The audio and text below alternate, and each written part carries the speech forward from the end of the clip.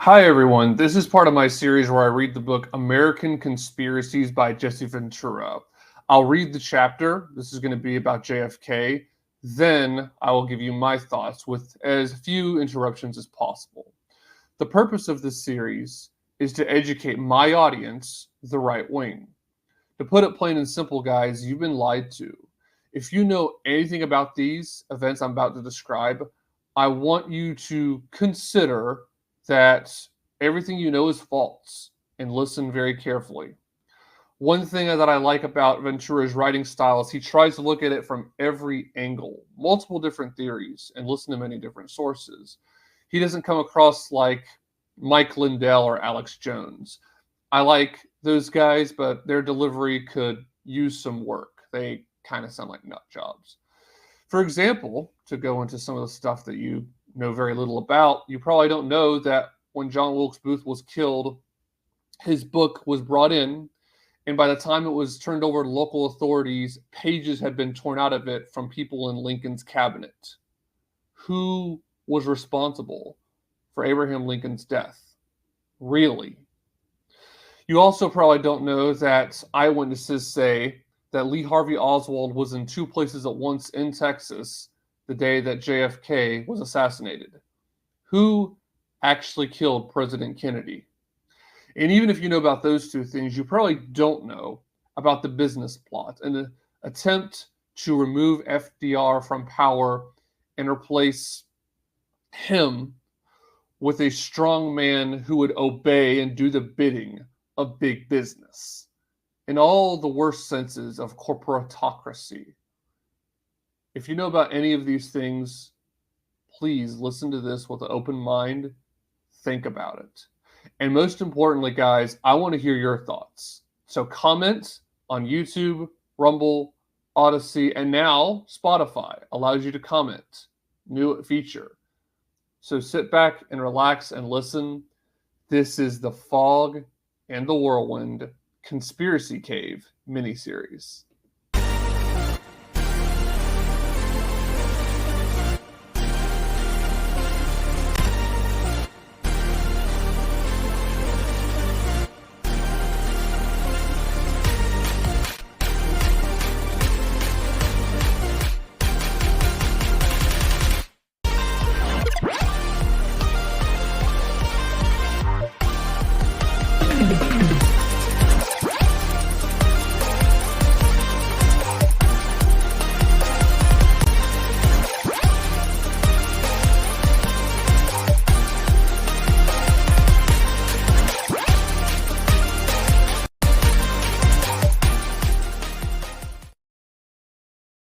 Hi, everybody. Welcome back to this episode of The Fog and the Whirlwind. It's really great to be back with you. I'm Josh, your host, wanting to go ahead and start off this episode. We're going to begin with our passage of the week as we always do. 1 John 4, 19 to 21. We love because he first loved us. If anyone says, I love God and hates his brother, he is a liar. For he who does not love his brother whom he has seen cannot love God whom he has not seen. And this commandment we have from him, whoever loves God must also love his brother. 1 John 4, 19 to 21. Very important. We're supposed to love others. Jesus made that abundantly clear. He was asked what the greatest commandments were. He said, well, there's two. And on these depend all the law and the prophets. Love the Lord your God with all your heart, with all your soul, with all your mind, and with all your strength, and love your neighbor as yourself. He said about the first commandment, he said, this is the first and greatest commandment, to love the Lord your God with all your heart, soul, mind, and strength. And a second is like it, you shall love your neighbor as you love yourself. And here we have the verse again. If anyone says, I love God and hates his brother, he is a liar. For he who does not love his brother whom he has seen cannot love God whom he has not seen. And this commandment we have from him, whoever loves God must also love his brother. Key, very important. So that's an important thing to remember. We're now going to go ahead and get into the show. This is part of the series, as you've already heard, where I read the book American Conspiracies. I'm going to hold it up for you, for those watching, by Jesse Ventura. Real quick, wanted to just, for context, tell you guys when it was released. 2010. That's what I thought, by Jesse Ventura and Dick Russell. Now, I will say I will only occasionally interrupt, and I will say that one thing about Ventura, it's important to remember, is he's become more liberal the older he's gotten.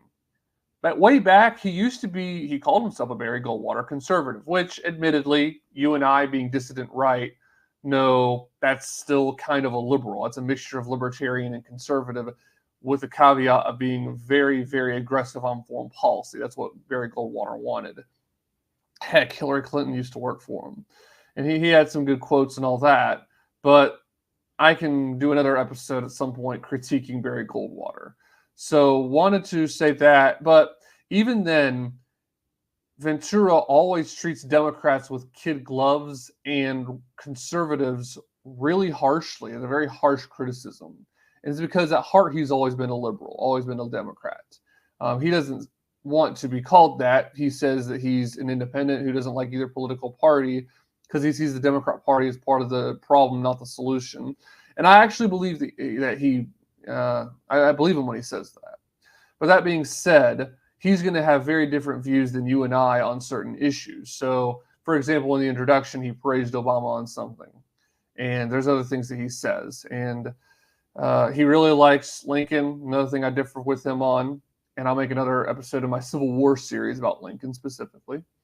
And he also really likes JFK. And JFK, in ways, was someone who loved his country and tried to do best by it, tried to do right by it. But he also cheated on his wife. It's funny because in ways he makes me think of Trump a little bit.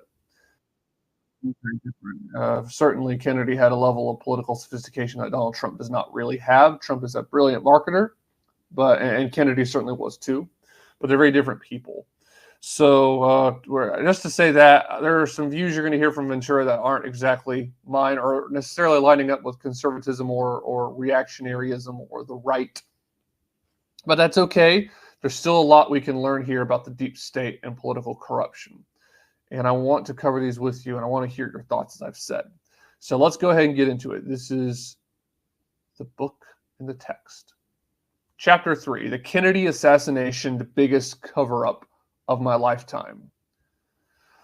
If the councils of government, I'm going to start over. In the councils of government, we must guard against the acquisition of unwarranted influence, whether sought or unsought, by the military-industrial complex.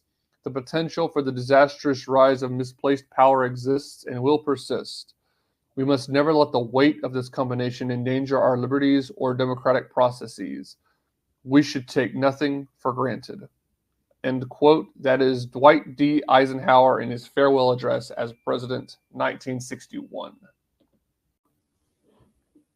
There are two official government reports on the assassination of President Kennedy, and they directly contradict each other.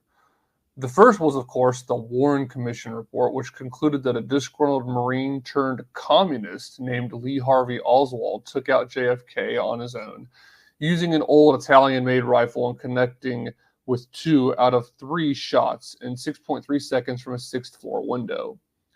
The second was a report 15 years later by the House Select Committee on Assassinations, concluding that JFK was probably eliminated as part of a conspiracy. Somehow that one keeps slipping through the cracks. Maybe it's because the Justice Department never investigated it and came to a real conclusion. As it is, every time a new book comes out that supports the Warren Commission, the big media reviewers tell us this puts all the rumors to rest for good. I'm talking about Gerald Posner's Case Closed, 1993, and then Vincent Bugliosi's 1,600-page tome, Reclaiming History, 2007. Vince is a good friend of mine and a prosecutor for whom I have great respect. But in this case, it's beyond me how he can buy into the lone nut scenario. Other new books like Brothers, Legacy of Secrecy, and JFK and the Unspeakable barely merit a mention. Anything raising the specter of a plot gets quickly relegated to the stack of books to be ignored. So let's start with a serious look at the overwhelming physical evidence that Oswald couldn't have been acting alone. First of all, what about the so-called magic bullet that moved all around and caused 7 separate wounds in President Kennedy and Governor Connolly. When this bullet just happened to turn up on a stretcher at Dallas's Parkland Hospital, there weren't any bloodstains on it. Although the bullet appeared to be undamaged, the one that hit Connolly left behind some permanent lead in his wrist. According to Dr. Cyril Wecht, W-E-C-H-T, former president of the American Academy of Forensic Scientists, these two facts simply don't add up. Without the magic bullet, the idea that Oswald killed the president falls apart. Of course, if you challenge the status quo like Dr. Wecht, eventually they'll come after you, as the Justice Department did, for sending personal faxes and giving student permission to study autopsies. Dr. Wecht found himself facing numerous criminal charges. He was forced to be a county coroner in Pittsburgh and spent $8 million on legal fees before the Justice Department dropped most all its charges against him in 2008. A total of 18 witnesses at Parkland Memorial Hospital that day, most of them doctors, all described a bullet wound that blew away where the back of JFK's head should have been. But somehow, the autopsy photos that got entered into evidence don't show that wound. Of course, Dr. James Humes, the Navy physician who led the autopsy at Bethesda Naval Hospital, admitted later that he burned both his autopsy notes and the first draft of his report. Somehow the brains of the president disappeared too. What gets me is that John Kennedy's body was illegally removed from the city of Dallas, where by law the autopsy should have taken place. Texas law in 1963 required that the autopsy of anyone murdered in the state had to take place within its borders. The only exception was a murder that happened in a place owned, possessed, or controlled by the federal government, which wasn't the case here. In fact, the Dallas County Medical Examiner, Dr. Earl Rose, tried to enforce the law when the Secret Service was removing the president's body from Parkland late that afternoon for immediate return to Washington. Dr. Rose was overruled by the Dallas District Attorney, Henry Wade. So did the feds simply come in and say, this is what's going to happen? Why don't they have to abide by the same laws as the rest of us? This set a terrible precedent that happened again after September 11, but I'll get into that later. As for the famous Zapruder film, anybody can see that JFK's head is thrust violently backward when the fatal shot strikes him. Despite all claims to the contrary, this supports someone firing from the front, most likely the grassy knoll. A number of experts say that the film was definitely altered, and we've recently learned that it went to a CIA lab run by Kodak in Rochester, New York, the weekend of the assassination. When Life magazine published stills from the Zapruder film, not long after the assassination, they were printed out of order. Kind of makes you wonder about the media again, doesn't it? Did you know that not a single fingerprint was found on Oswald's alleged murder weapon? When the FBI did a nitrate test on Oswald, it came up positive for his hands, but negative for his face, which means that he maybe fired a pistol, but not a rifle that day. After Oswald was killed by Jack Ruby, the Dallas police did come up with a palm print on the McLeacher Caracro, but this was after the FBI's top fingerprint analyst had dusted the whole rifle and said he found nothing of importance. During my first year as governor, I caused a pretty big stir when I told an interviewer from Playboy that I did not believe the official conclusion on Oswald. I think I may have been the highest-ranking official who ever said that, at least publicly. I started by simply applying common sense. If Oswald was who they told us he was, a Marine private who gets out of the Marine Corps and decides to defect to the Soviet Union at the height of the Cold War, then comes back home with a Russian wife and does minimum wage jobs, why would any record need to be locked away in the National Archives because of national security for 75 years? As a Navy SEAL, I had to have top secret clearance. That was higher than Oswald's. And I know a few secrets, but not enough to endanger national security. Yet in Oswald's case, hundreds of documents were withheld. When I was traveling around the country to promote my first book, the publisher said I could go to either Houston or Dallas. I said, give me Dallas. With my apologies to readers who may have already read this story in my previous book, as well as the one about my meeting with Fidel Castro, I feel like these are too important to leave out what I've learned about JFK's killing. First, a cop gave me the tour of the police headquarters basement where Jack Ruby shot Oswald. The eerie part was there was the elevator we all saw on TV, and down on the floor, almost on the exact spot where Oswald lay dying, a tile has oil on it that still looks like blood. From there, I went to Dealey Plaza and took my time walking the picket fence on the grassy knoll where a second gunman most likely was firing from. That was eerie too. Then I went to what's now the JFK Museum inside the Texas School Book Depository where the curator, Gary Mack, met my party. The actual supposed sniper's nest on the 6th floor is sealed off. But you can go to the next window, which would seem to be an easier shot because you're 8 feet closer to where the president's motorcade passed, and at basically the same angle. I didn't see how 3 shots could possibly have cleared the branches of an oak tree and lined up on the presidential motorcade. After my book signing was over, we headed out to Dallas's Love Field Airport. At the time, I was smoking cigars, so they found me a restricted area outside where I could light up. I remember it was a beautiful day. We were all laughing and making small talk. As it came time for me to put out my cigar and board the plane, the police officer who'd been our guide all day took me off to the side. He said, "Be very careful, Governor. You are a high-profile person who might say things that certain people don't want brought to light." That made my head spin a little. If there was nothing to hide about the assassination, how could my making comments about it 40 years later affect anybody? In hindsight, I wish I'd canceled the flight and gone to the policeman's home that night. I wanted to ask him, why are you warning me about this? What do you base it on? Or won't you tell me? But I had the strong impression he didn't want me to know.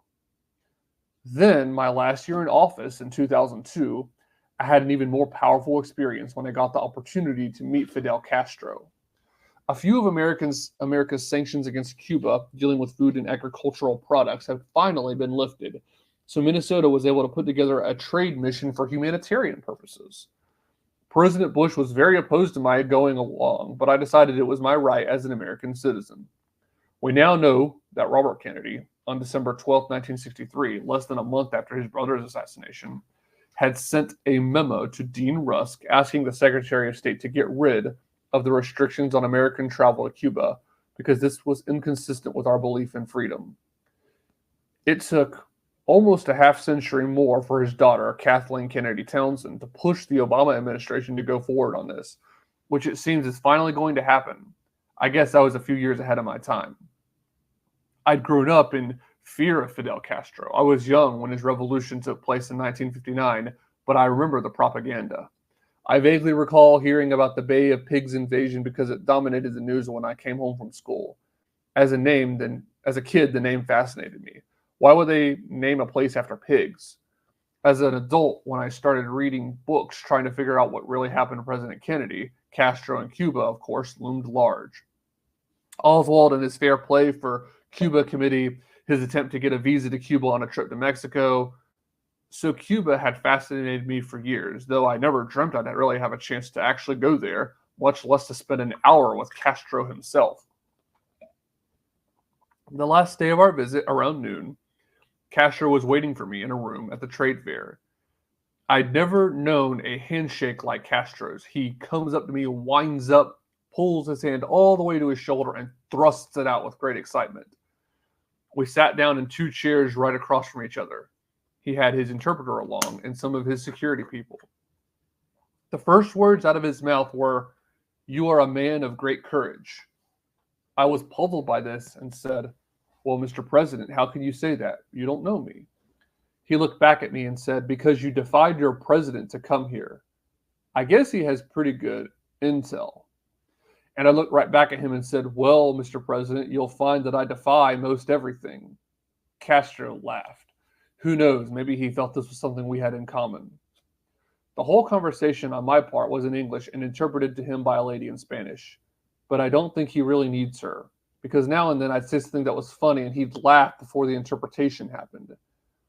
As good as Castro is at masking the fact, I think he understands English very well.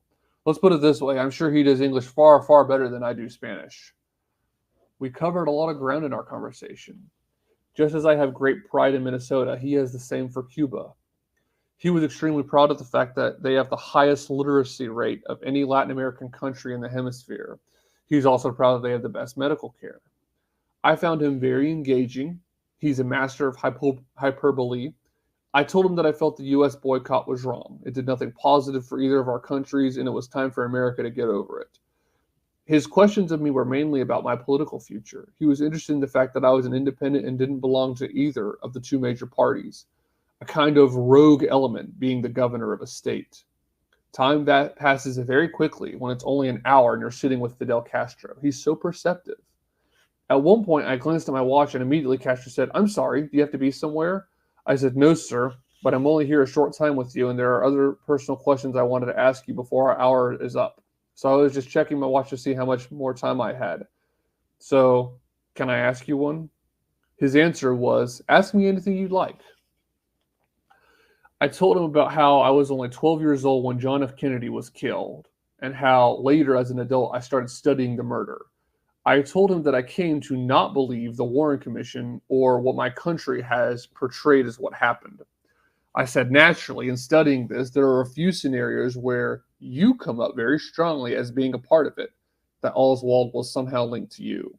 You were around back then and much older than I was and more involved. I would like to know your perception of what happened to John F. Kennedy. For the next 20 minutes, I couldn't stop him from talking. First of all, he said it was an inside job, meaning that the assassination was orchestrated from within the United States. He very intently stared at me and said, which also told me he was aware of my military background. "You know as well as I do, Oswald couldn't make the shots." Then he went on to explain the reason he knew that. During the Cuban Revolution, he was the main guy who taught and carried out sniper work. Knowing all he did about this, he knew Oswald couldn't have accomplished the job with the antiquated Makler Karanko rifle that he used. Then Fidel described why it was an inside job. First of all, he said he was very close to the Soviet Union at that time. The Soviets didn't do it, he stated emphatically. In fact, the Kremlin leaders had told him about Kennedy. "You can talk to this man." Apparently, the Russians were pleased that Kennedy had enough of an open mind to at least consider their side's position on Cuba and other matters. Besides, neither country wanted another nuclear confrontation like the Cuban Missile Crisis. Secondly, Castro said, "I didn't do it." Again, his gaze was penetrating. He went on, "I'm not suicidal crazy. Why would I destroy my Cuba, the country I love so much? If I would have ordered Kennedy killed and the United States found out, we wouldn't exist anymore. They would have unleashed everything they had on us and basically blown us off the face of the earth. Why would I take that risk?" It made sense to me. Not only that, but look who was waiting in the wings. Lyndon Baines Johnson. I didn't see him becoming president as a positive for Fidel Castro. He also recalled for me how, at the moment Kennedy was killed, he was meeting in Havana with a French journalist named John Daniel, whom Kennedy had personally sent to see him. Castro felt very strongly that Kennedy was considering a change in policy towards Cuba. I could tell that he felt Cuba was worse off without Kennedy alive. He said again, it was completely an inside job. It was done by people within the United States of America. I wanted to ask for more specifics. It felt like he knew some, but our time was up. That last night, I turned to my Cuban buddy to seek me out for a night on the town. They took me to the infamous Club Havana. It's a beautiful nightclub, maybe the biggest one in Cuba, with a Vegas-type entertainment show where they bring out Latino comedians, a variety of different musical acts, and have beautiful Cuban girls who dance in their feathered native costumes. The night wore on. everywhere. One of them came up and whispered something to my bodyguard, who then told me, "It seems that some CIA operatives were tailing me." I thought to myself, is that for my benefit or for theirs? Am I in some type of danger that they need to be following me around? I don't think so. I doubt that Fidel Castro would want an American governor coming to harm on his island when I'm there on a mission of goodwill. So I ruled out that somehow the CIA were hanging around to protect me, especially considering I had my own armed bodyguards plus the 3 assigned by Fidel. The Cubans had only one question: did I want to lose them? If this made me uncomfortable, they would help me get rid of these guys and we could go on about our business. I said, "No, we're not going to even acknowledge that they're here. Who cares? We're not doing anything wrong. There's nothing they'll be able to blackmail me with or take back to the US about any misbehavior on my part. Let's ignore them. They're not going to ruin our night." So we ended up going to another club, and I don't know if we were followed there or not. The subject was never brought up again. It could be the Cuban security team decided on a means to lose them on the way. I never inquired. What I did do was put this incident on file in the back of my mind. When I came back to the States a week or so later, I had a 2 o'clock meeting penciled in on my schedule, but whom I was supposed to meet with was blank. That's very unusual for a governor's public schedule. So I asked my chief of staff, "What's the deal with the 2 o'clock meeting?" He rolled his eyes and said, "CIA." I expected it because they have their jobs. I'd been with Castro, and why wouldn't they want to debrief me? And that's precisely what it was. The 2 agents from the CIA came into my office. One of them I'd already met shortly after I became governor, and they very respectfully gave me the old 20 questions routine. They went through their litany, and I answered them as honestly as I could. Typical intelligence questions. What did Castro's health appear to be like? Was he in control of all his faculties? Did he seem bright for his age? I said I felt that he was very much in control. His mental capacity seemed to be right on. I offered a few opinions. I told them, I know his mom lived to be 100, so it's in his genes, and looks to me like he might just make it. Do I think this guy's going to die within the next couple of years? I'd have to tell you, no, he looks as fit as a fiddle for his age. Their faces were expressionless. They said they were finished and thanked me. I looked coldly at them and said, "You're done? You're all done?" They said yes. I said, "You're sure? There's no other question you want to ask me? There's nothing you want to tell me? Anything like that?" "No, sir. We're all done." In that case, I wanted to send them back with something to think about. "Well," I said, "I have something that I want to tell you, and I'll leave it up to your discretion who should hear this. You take it to whoever you think is appropriate, need to know basis." They feigned being very surprised and said, "Governor, we don't understand what you're talking about."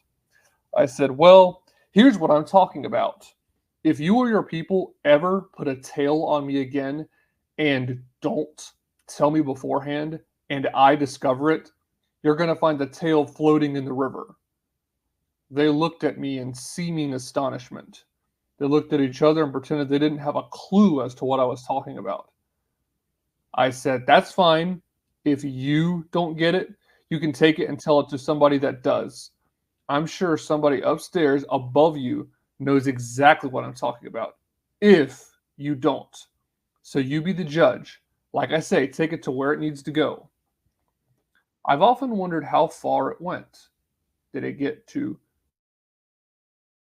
George Tenet, who was the director of the CIA at the time, to George Bush, Dick Cheney, or maybe it didn't even leave the room. Maybe they didn't even bother with passing along my little message. I don't know. But at least I got it off my chest and let them know that the next time they try to fool me, they ought to do a better job. One night after I got back to Minnesota, I had dinner with Jack Thunheim. He was a Minnesota federal judge who, after Oliver Stone's JFK film came out, was put in charge by President Clinton of reviewing the still classified assassination archives for potential release. Thunheim told me that, in following up on the intelligence side, he'd encountered some of the shadiest characters he'd ever come across. The judge also told me I had great knowledge of the case and that I was on the right track. On the 40th anniversary of the assassination, on November 22nd, 2003, I decided to go to Dallas again to pay my respects. I'd left office the previous January. I was the only elected official who spoke in Dealey Plaza that day. No one else even bothered to show up. This speaks volumes to me.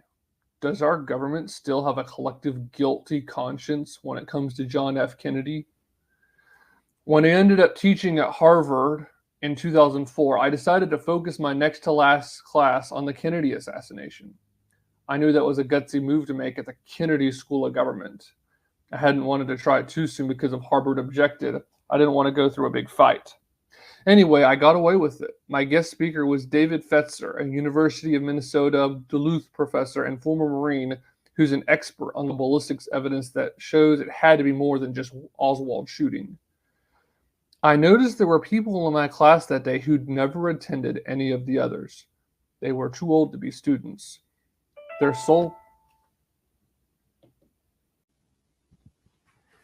I noticed there were people in my class that day who'd never attended any of the others. They were too old to be students. Their sole purpose in being there was apparently to debunk any conspiracy theories. They didn't completely disrupt the class, but they would speak out of turn and insinuate that it was un-American and undermining our great country by bringing up the past and questioning the integrity of all those great men on the Warren Commission. Never questioned the message. So where did these people come from? I suspect they were plants sent in by somebody in the Bush administration. So that's my personal experience with the assassination of JFK. What I respect most about the man is that he was willing to grow and change his views while in office for the sake of the greater good. Without his going up against the generals who wanted to attack Cuba and take out the Soviet missiles in the fall of 1962, I wouldn't be sitting here today writing this book. We'd all have been victims of a nuclear holocaust. But because Kennedy wasn't afraid to take on the powers that be, not just the military madmen, but the CIA, the mafia, and the right-wing Texas oilmen, among others, he made enemies. So many enemies that it's almost impossible to sort out which one eventually killed him. The conclusion of Robert Blakely, who ran the House investigation back in the late 1970s, was that the mob was most likely behind the assassination. On this question, I have to defer to what Kevin Costner said in Oliver Stone's JFK movie. I don't doubt their involvement, but at a lower level. Could the mob change the parade route? Could the mob eliminate protection for the president? Could the mob send Oswald to Russia and get him back? Could the mob get the FBI, the CIA, and the Dallas police to make a mess of the investigation? Could the mob get the Warren Commission appointed to cover it up? Could the mob wreck the autopsy? Could the mob influence the national media to go to sleep? Now let's run down some comments made by government officials at the time, most of which haven't been made public until recent years.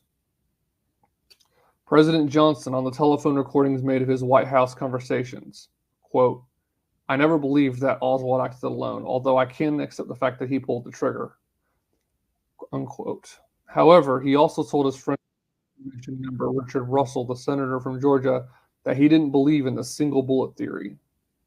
President Nixon on the White House tapes talking about the Warren Commission, quote, "It was the greatest hoax that has ever been perpetuated. End quote. FBI Director J. Edgar Hoover responding to the question, "Do you think Oswald did it?" Quote, "If I told you what I really know, it would be very dangerous to this country. Our whole political system could be disrupted." End quote. Warren Commission member Hale Boggs, quote, "Hoover lied his eyes out to the commission on Oswald, on Ruby, on their friends, the bullets, the gun, you name it," end quote. Senator Russell, quote, "I never believed that Lee Harvey Oswald assassinated President Kennedy without at least some encouragement from others. I think someone else worked with him on the planning," end quote. Who was this guy, Oswald, anyway? A lot more than a 24-year-old loner, that's for sure. Does it make sense that this Marine radar operator who arrives in Moscow in 1959 offering secrets to the Russians then comes home married to a colonel's niece and never gets debriefed by the CIA, let alone charged with a possibly treasonous act. The Warren Commission knew from Texas Attorney General Wagner Carr and District Attorney Henry Wade that Oswald apparently was FBI informant number 179 and was making a couple $100 a month in wages from the Bureau. Wade's sources said that Oswald had a CIA employment number as well. Of course, we can't know for sure which Oswald this was. Let me explain. At the time, the Warren Commission places Oswald on a bus headed to Mexico City to try and get a visa to Cuba. He was also in Dallas with two Latinos at the door of Sylvia Odio. Later on, as the assassination date approaches, he's supposedly target practicing at firing ranges and driving a car like a maniac.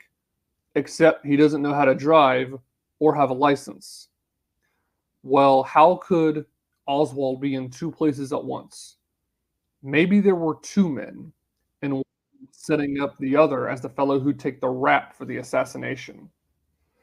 This question of double identity has been around since 1967 when Richard Popkin published a little book called The Second Oswald. A decade after that came Michael Edo's bestseller, The Oswald File. His hypothesis was that the Marine Oswald went to the USSR, but a different Oswald came back, actually a Russian spy who then killed the president. In 2003 came John Armstrong's exhaustively researched Harvey and Lee, where the premise is that two males who looked very much alike were groomed from an early age as part of a CIA operation. Here's what Armstrong concluded was going on. In the early 1950s, an intelligence operation was underway that involved two teenage boys, Lee Oswald from Fort Worth and a Russian-speaking boy named Harvey Oswald from New York. Beginning in 1952, the boys lived parallel but separate lives, often in the same city. The ultimate goal was to switch their identities and send Harvey Oswald into Russia, which is exactly what happened 7 years later. Armstrong's evidence is impressive, including contradictions in Oswald's school records between the Warren Commission and the New York courts. Lee Oswald in New York simultaneously with a Harvey Oswald in Stanley, North Dakota. An Oswald employed at the, I'm going to butcher this, an Oswald employed at the Pfisterer Dental Lab in New Orleans, while another was in the Marines in Japan. How else do you explain the FBI swooping down on Dallas's Stripling Junior High the day of the assassination and seizing all Oswald's school records, as Assistant Principal Frank Kudlotti remembered, during years when he was officially attending a different school? The way Armstrong pieced it together, when Harvey went to Russia, Lee stayed in New Orleans and Florida, associating with Cuban exiles and their CIA handlers. And as the fateful day approached in Dallas, Lee was used to impersonate Harvey in a series of events aimed at setting up Harvey as the assassin and falsely implicating Cuba as being behind the whole thing. I realize this sounds like something out of the most bizarre sci-fi novel, but there's quite a bit already in the existing record that supports such a possibility. It turns out the Warren Commission never saw a memorandum that Hoover sent to the State Department 9 months after Oswald's defection, dated June 3rd, 1960. Hoover wrote that there is a possibility that an imposter is using Oswald's birth certificate. After this memo surfaced, when a researcher stumbled across it in the National Archives in 1975, Warren Commission investigator W. David Slauson was asked about it by the New York Times. Slauson said, quote, "I don't know where the imposter notion would have led us, perhaps nowhere, like a lot of other leads. But the point is, we didn't know about it. And why not? It conceivably could have been something related to the CIA. I can only speculate now, but a general CIA effort to take out everything that reflected on them may have covered this up," end quote. Now think about this. There are almost 50 separate instances of U.S. government files from the CIA, FBI, Secret Service, military intelligence, Dallas Police, and Warren Commission testimony where Lee and Harvey are transposed. In quite a few of these, the original file identifying a Harvey Lee Oswald was altered after the assassination to read Lee Harvey Oswald, which raises the obvious question: was there an intelligence operation involving one Oswald who identified himself as Lee and another who called himself Harvey. When Oswald's older brother Robert showed up at the Dallas police station not long after he was told about Lee getting arrested, the very first question the FBI posed to him was, "Is your brother's name Lee Harvey Oswald or Harvey Lee Oswald? We have it here as Harvey Lee." Robert replied, "No, it's Lee Harvey Oswald." The first Dallas police memo generated that day also designated the fellow as Harvey Lee Oswald. An Army cable sent from Fort Sam Houston to the U.S. Strike Command at MacDill Air Force Base in Florida started out. Following is additional information on Oswald Harvey Lee. By the time the Secret Service interviewed Oswald's widow, Marina, 3 days after the assassination, you'd think they'd have the name right. But the way they phrased it to Marina went, "After you married Harvey, where did you and Harvey maintain your address or residence?" And the Secret Service report of its interview with William Stout Oswald said he stated that, although Harvey Lee Oswald is said to be a second cousin, he had never met him, nor had he known Harvey was also employed by the William B. Riley Coffee Company. This weird pattern had been going on for a long time. When Oswald was living in Russia, a March 2nd, 1961 memo from the U.S. Passport Office to the State Department Security Office requested that the recipients advise if the FBI is receiving info about Harvey on a continuing basis. Soviet records only deepen the mystery. Oswald was known to sometimes use the nickname of Alik, A-L-I-K, with people he knew over there. When he was hospitalized in Minsk for an adenoid operation, he's variously listed as Harvey Alik Oswald, Harvey A. Oswald, and H.A. Oswald. The name Lee doesn't appear on any of the hospital files. A CIA document dating 3 days after the assassination says, "It was partly out of curiosity to learn if Oswald's wife would actually accompany him to our country, partly out of interest in Oswald's own experiences in the USSR, that we showed intelligence interest in the Harvey story." I found that phrasing rather odd. Back in Texas on Thanksgiving Day, 1962, Oswald entered his name as Harvey in his half-brother John Pick's address book. This is despite the fact that a guy named J.E. Pitts, who served with him in the Marines, remembered that Oswald had an intense hate for anyone that called him by the nickname of Harv or by his middle name of Harvey, and he wanted to fight anyone that did it. Okay, now let's turn to the question of Oswald's height. The Warren Report has Oswald standing 5 feet 9 inches tall, the height recorded by the Dallas police after his arrest and during the autopsy on his body after Ruby shot him. The Commission's 26 volumes of testimony and exhibits have 12 different documents recording that same height. These are all heights for Oswald in the United States after he came back home in 1962. The 5'9" is on all of his employment applications, including the one at the Texas School Book Depository, and also how he was measured by the New Orleans police after getting arrested during a street confrontation with some anti-Castro Cuban exiles on August 9th, 1963. It's also the height listed earlier when he finishes his Marine boot camp on December 28th, 1956. But what the Warren Report doesn't say is that on documents concerning his discharge from the Marines and his travels overseas after that, he's listed as 5'11". Not just once, but 3 times over 11 days in September 1959 by a doctor and 2 other Marines. He's 5'11" on his passport when he goes to Russia, and an application he makes to get admitted to Albert Schweitzer School in Switzerland.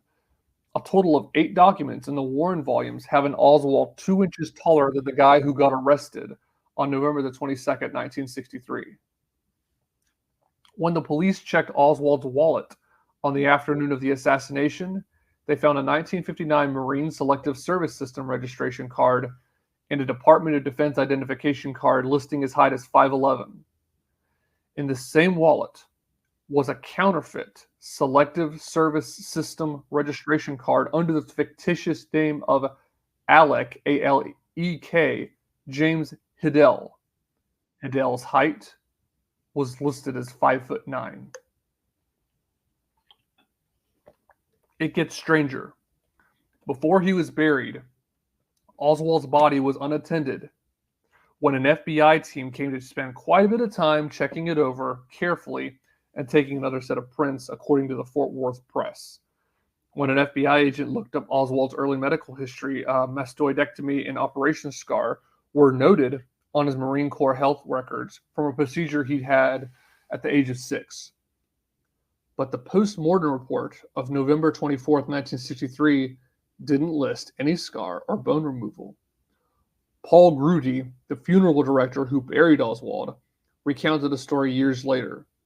Secret Service agents, he said, had come to ask him questions about some marks on Oswald's body and told Grudy, "We don't know who we have in that grave." Richard Helms, who was then in charge of clandestine operations for the CIA, sent a memo to the FBI on February 18, 1964. Helms was interested in a scar that Oswald was supposed to have on his left wrist after he allegedly attempted suicide in Moscow in 1959. Helms requested any FBI information, including the undertakers, copies of any reports, such as autopsy or other, which may contain information pertinent to this point. The best evidence of a scar or scars on the left wrist would, of course, be direct examination by a competent authority, and we recommend that this be done and that a photograph of the inner and outer surfaces of the left wrist be made if there has been no other evidence acceptable to the Warren Commission that he did in fact attempt suicide by cutting his wrist. A week later, 2 Dallas FBI agents contacted C.J. Price, the administrator of the Parkland Memorial Hospital, where Oswald's autopsy took place. Price said, quote, "He failed to observe any scar on Oswald's wrist," end quote.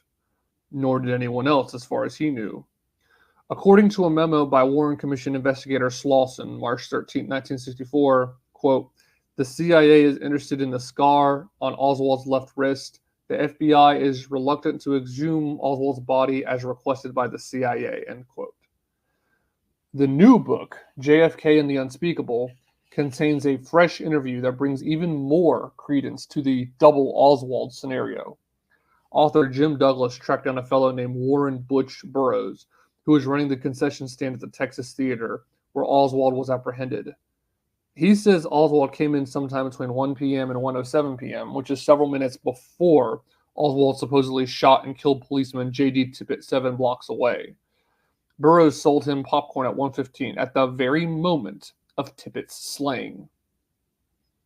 Most stunning of all was Burroughs' revelation that a few minutes after the cops came rushing in to surround Oswald and half-drag him out in front of the theater, a second man who looked almost like Oswald, like he was his brother or something, was arrested and taken out the back of the theater. Burroughs wasn't the only witness to this. Bernard Heyer, who owned Bernie's Hobby House 2 doors east of the theater, had also seen police bring a young white man dressed in a pullover shirt and slacks out the rear door of the theater, where he was driven off. Told that Oswald had been brought out the front, Heyer was bewildered and said, "I don't know who I saw arrested." You've also got witnesses at the book depository building seeing Oswald walk out the front and get driven off in a car, and more witnesses seeing him go out the back and take a bus. There are more witnesses inside the building who claim to have seen Oswald in 2 places at once. So there's quite the possibility that both of them, Lee and Harvey, were in the book depository at the same time. My hunch is that they are both part of a false defector program that James Angleton and his friends in counterintelligence were running out of the CIA. While Harvey was over in Russia, Lee was working with anti-Castro Cubans in Florida, planning to bump off Castro. He was seen by a number of people down there at the very same time. Harvey, the wimpy-chinned one in the photographs, was married to Marina. Lee, the thick-necked one, was used to set up Harvey. I believe it's Harvey laying in the grave, and whatever happened to Lee, I have no idea. In Armstrong's book, there is also the matter of the 2 mothers. Apparently, the real Oswald mother was quite an attractive tall woman, but then you've also got short, dumpy Marguerite. What proves to me that she was a fraud? In one interview she gave, she had Lee's birthday wrong. I don't know of a woman who's ever given birth to a child that can't remember the day. I can't end this chapter without a few words about the national media's role in the cover-up. The very first dispatch out of Dallas on November 22nd, 1963, came from the Associated Press. The shots apparently came from a grassy knoll in the area. That was the news in most of the early reports, though it was soon replaced by the Texas School Book Depository. Dan Rather, who was a local newsman in Dallas at the time, was the first journalist to see the 20-second-long home movie taken by dressmaker Abraham Zapruder. Rather than hold a national TV audience that the fatal shot drove the president's head violently forward when the footage showed just the opposite. Later on in his book, The Camera Never Blinks, Rather defended his mistake, saying it was because he was watching the film had been so rushed. But nobody could question this at the time because Time Life snapped up the Zapruder film for $150,000, a small fortune back then, and battled for years to keep it out of the public domain. The Life magazine publisher, C.D. Jackson, was so upset by the head bullet sequence, according to Richard Stolley, who was then the magazine's LA bureau chief, that he proposed that the company obtain all rights to the film and withhold it from public viewing until at least all motions calmed. We didn't find out until 1977 when Carl Bernstein of Watergate fame wrote a piece for Rolling Stone on the CIA and the media, why we should have been upset about C.D. Jackson. Bernstein explained, for many years, Time Life founder Henry Luce's personal emissary to the CIA was C.D. Jackson, a Time Inc. vice president who was publisher of Life magazine from 1960 until his death in 1964. While a Time executive, Jackson co-authored a CIA-sponsored study recommending the reorganization of the American intelligence services in the early 1950s. He also approved specific arrangements for providing CIA employees with Time Life cover. Some of these arrangements were made with the knowledge of Luce's wife, Clary Booth. Mrs. Luce was a member of the Committee to Free Cuba, and right after the assassination started putting out information connecting Oswald to Cuba, information she received from a group of CIA-backed Cuban exiles that she supported. The CIA still won't release its files about that group. Life published a story headlined, End of Nagging Rumors, The Critical 6 Seconds, December 6, 1963, that claimed to show precisely how Oswald had succeeded in hitting his target. Supposedly based on the Zapruder film, the magazine said that the president had been turning to wave to someone in the crowd when one of Oswald's bullets hit him in the throat. But guess what? That sequence is nowhere to be seen in the film. From the get-go, Oswald was damned as guilty by the media. The headline in the New York Times, Career of Suspect Has Been Bizarre. In the New York Herald Tribune, Left-Wing Lunacy, Not Right, is Suspect. In Time magazine, Evidence Against Oswald Described as Conclusive. Here's what media critic Jerry Polikoff later had to say. Thus, the press curiosity was not aroused when a 7.65 caliber German Mauser mutated into a 6.5 caliber Italian Mackliner Caranco, or when the grassy knoll receded into oblivion, or when an entrance wound to the president's throat became an exit wound, first for a fragment from the head wound and then for a bullet from the back wound, or when a wound 6 inches below the president's shoulder became a wound at the back of the neck. The press was thereby weaving a web that would inevitably commit it to the official findings. 3 months before the Warren Report appeared in September 1964, the New York Times ran a page-one exclusive panel to reject theories of plot in Kennedy death. They then printed the whole report as a 48-page supplement and collaborated with Bantam Books and the Book of the Month Club to publish both hardcover and paperback editions. The commission analyzed every issue in exhaustive, almost archaeological detail, according to reporter Anthony Lewis. The Times also put together another book, The Witnesses, which obtained highlights from testimony before the Warren Commission. All these were aimed at shoring up the lone gunman notion. In one instance, a witness who reported having seen a man with a rifle on the 6th floor had other portions of his testimony eliminated, namely that he'd actually seen 2 men, but had been told to forget it by an FBI agent. Witnesses like Zapruder, who believed some of the shots came in from the front, were left out entirely. Life magazine devoted most of its October 2nd, 1964 issue to the Warren Report, assigning commission member and future president Gerald Ford the job of evaluating it. In 1997, the Assassination Records Review Board would release handwritten notes by Ford, revealing that he had misrepresented the placement of the president's back wound, raising it to several inches to suggest he'd been struck in the neck. in order to make it fit the theory that a single bullet had hit both Kennedy and Connally. Otherwise, the entire lone assassin mission would have collapsed. That same issue of Life underwent 2 major revisions after it went on sale. One of the articles was illustrated with 8 frames from the Zapruder film, but frame 323 turned out to contradict the Warren reports, conclusions about the shot, all coming from the rear. So the issue was recalled, the plates broken and reset. This was all pre-computer. And frame 313 showed the president's head exploding became the replacement. A second error forced still another such change. When a Warren Commission critic, Vincent Salandria, asked Life editor Ed Kearns about this 2 years later, Kearns wrote back, "I'm at a loss to explain the discrepancies between the 3 versions of Life which you've cited. I've heard of breaking a plate to correct an error. I've never heard of doing it twice for a single issue, much less a single story. Nobody here seems to remember who worked on the early Kennedy story." And so it went. Skeptics of the Warren Commission were often labeled leftists or communists. After Mark Lane's book Rush to Judgment and Josiah Thompson's 6 Seconds in Dallas came out in 1966, questioning the official version, and became bestsellers, the New York Times decided to conduct its own investigation. One of its unit, Houston Bureau Chief Martin Waldron, later said they found a lot of unanswered questions that the paper then wouldn't pursue. "I'd be off on a good lead, and then somebody'd call me off and send me out to California on another story or something. We never really detached anyone for this. We weren't really serious." Life magazine also took a fresh look at the case. Quote, "Did Oswald act alone? A matter of reasonable doubt," end quote. An article in the November 26, 1966 issue was headlined.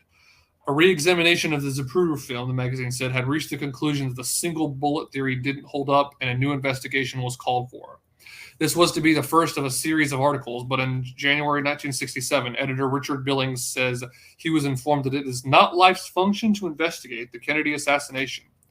That was the last time they'd challenged the Warren Commission's findings. Billings resigned from the magazine and took a job with a newspaper in St. Petersburg, Florida. In 1967, led by Dan Rather, CBS News did a 4-part study that again upheld the Warren report. Warren Commission member John McCloy was the network's behind-the-scenes advisor. Another decade went by before the Bernstein piece in Rolling Stone showed just how strongly these news organizations were all tied to the CIA. By far, the most valuable of all of these associations, according to CIA officials, have been with the New York Times, CBS, and Time Inc., Bernstein wrote. Over the years, the CBS network provided cover for CIA employees, including at least one well-known foreign correspondent and several stringers. It supplied outtakes of news film to the CIA. A high-level CIA official with a prodigious memory says that the New York Times provided cover for about 10 CIA operatives between 1950 and 1966. Bernstein's article began by describing how Joseph Alsop, a leading syndicated columnist, had gone to the Philippines in 1953 to cover an election at the CIA's request. It would be Alsop, transcripts of President Johnson's taped telephone conversations later revealed, who first urged LBJ to form the Warren Commission to answer any unresolved doubts about the assassination. Alsop is one of more than 400 American journalists who in the past 25 years have secretly carried out assignments for the Central Intelligence Agency, according to documents on file at CIA headquarters, Bernstein wrote. Journalists provided a full range of clandestine services, from simple intelligence gathering to serving as go-betweens with spies in communist countries.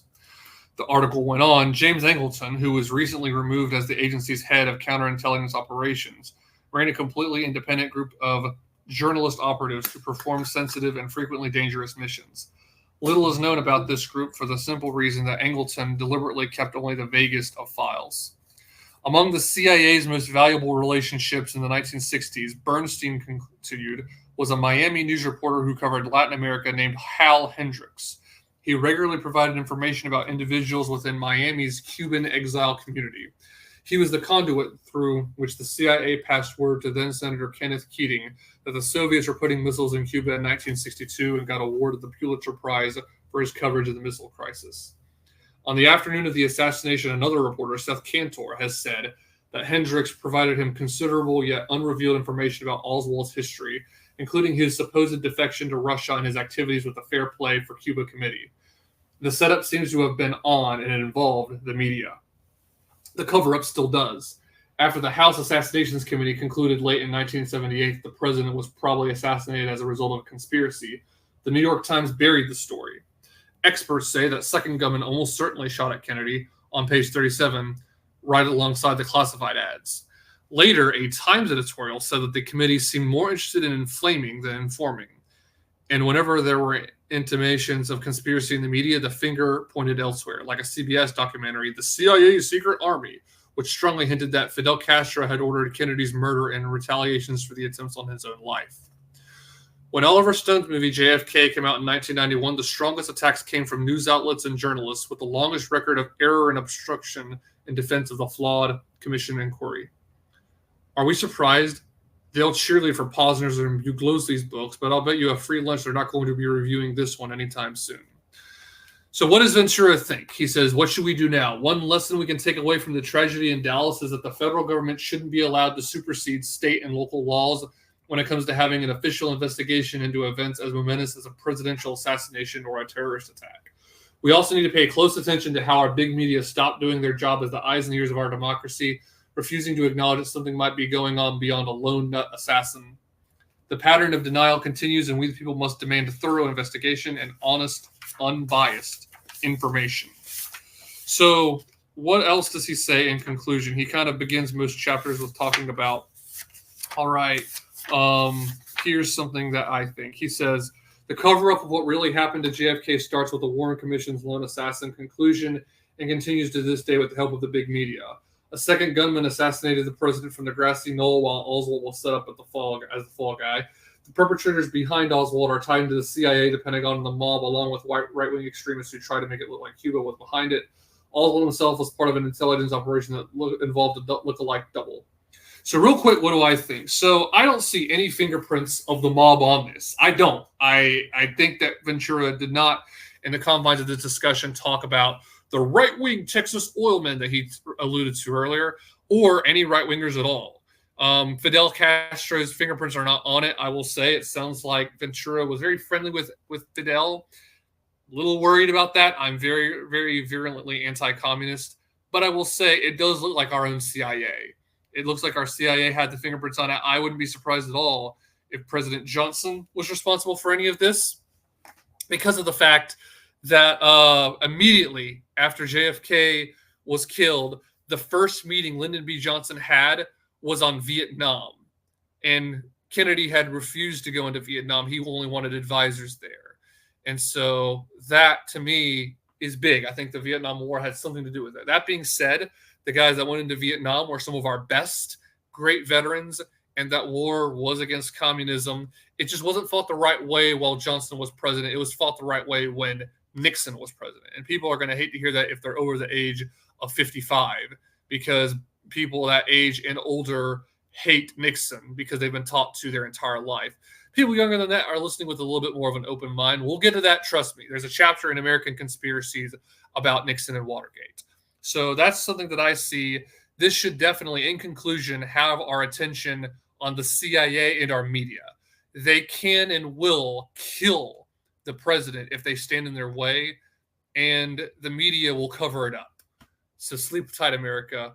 That's who's in charge of your country. But I'm being sarcastic as far as sleeping tight. Everybody, thank you for listening to this episode of The Fog on the Whirlwind. Please be sure to comment and like this video, and comment with your suggestions of what else you'd like me to talk about. Our next chapter is going to be about RFK Jr. Everybody, have a great evening and take care.